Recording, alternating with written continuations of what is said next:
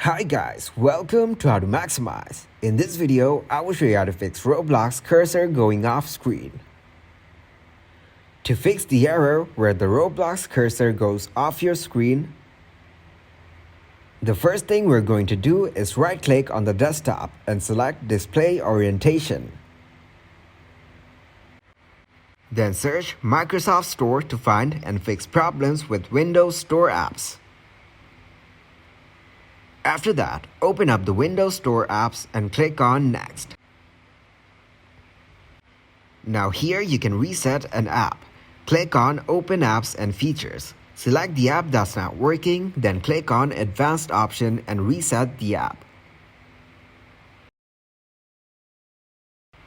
After that, click on Next. Hopefully the problem will be fixed. Thanks for watching and please leave a like, subscribe and share.